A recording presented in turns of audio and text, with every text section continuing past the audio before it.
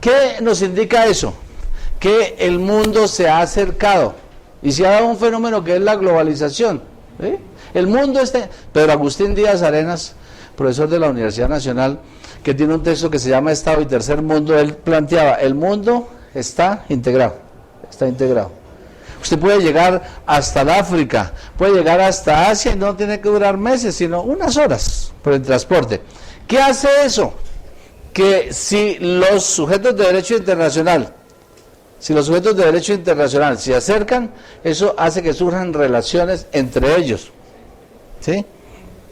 Esas relaciones que surgen entre ellos se llaman ¿cómo? Relaciones internacionales. Y esas relaciones internacionales, es decir, el acercamiento que existe entre los diferentes sujetos del derecho internacional, que son ¿cuáles? Los sujetos de derecho internacional, ¿cuáles eran? Los sujetos típicos y atípicos. Sujetos típicos y sujetos atípicos, ¿cierto? Atípicos. Sujetos típicos por excelencia, ¿cuáles? Los estados. Los estados. Sujetos atípicos. Sí, grandemente o en gran manera aquellos que han surgido a expensas de los mismos estados, ¿no? Y aquí la niña lo dice con razón, las organizaciones internacionales. Organizaciones internacionales como ¿cuáles, doctora? La OIT, Organización Internacional del Trabajo, ¿cierto? Esa es de Naciones Unidas, ¿cierto? Organización de Naciones Unidas.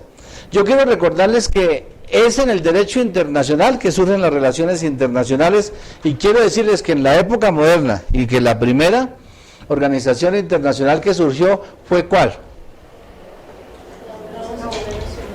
Ese es del año 45.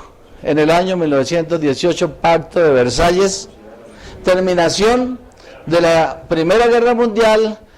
Pacto de Versalles crea la Liga de las Naciones, también conocida como Sociedad de Naciones. Su fin primordial es ¿cuál? Seguridad y paz internacional, como lo dice allí. Pero después de la Segunda Guerra Mundial, que termina en el año 45, es necesario recomponer el mundo en sus relaciones políticas y en sus relaciones internacionales, y entonces surge otra organización internacional que se llama ¿cómo? La ONU, Organización de Naciones Unidas, creada ¿con qué?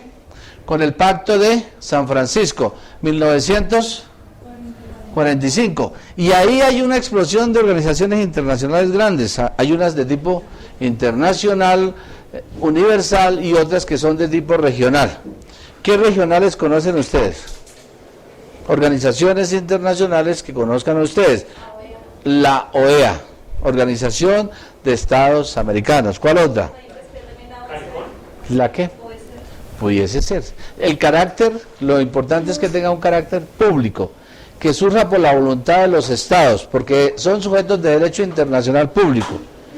Hay que diferenciar, hijos, hay que diferenciar los sujetos de derecho internacional público y las organizaciones de derecho internacional privado. Por ejemplo, en internacional privado tendríamos nosotros la Cámara de Comercio Internacional. Eso no es público, no estaría acá. ¿Sí? Hay que mirar ese elemento importantísimo. ¿De acuerdo? Bien, entonces, ¿qué otros sujetos de derecho internacional público que sean atípicos? ¿Cuál otro? Los principados, ¿cierto? Los principados, sí. El Papa como persona de derecho internacional, y tal vez hayan otros, señor. La Real Orden de Malta también estaría allí. Aquellos, pero quiero decirles que estos surgen es por la voluntad de los estados. Si los estados les quitan el reconocimiento, dejan de existir como tal y ser sujetos, y no sería motivo de relaciones internacionales. Pero entonces volvemos al tema.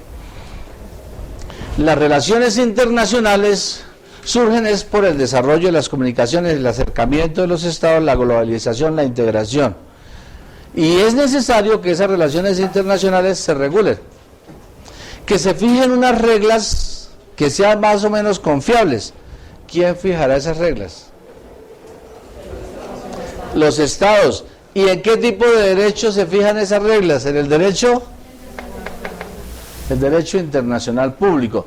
Entonces, si nosotros quisiésemos hacer una definición de lo que se entiende por derecho internacional público, pudiésemos decir, hay muchas, pero en el Manual de Derecho Internacional Público que hemos publicado del editorial Derecho y Justicia, diríamos que el derecho internacional público es un conjunto de normas de tipo internacional, de origen convencional o consuetudinario, que tienen la función de regular las relaciones internacionales entre los sujetos típicos y atípicos del derecho internacional. Pudiésemos decirlo de otra forma. ¿Cómo lo dirías tú, hija?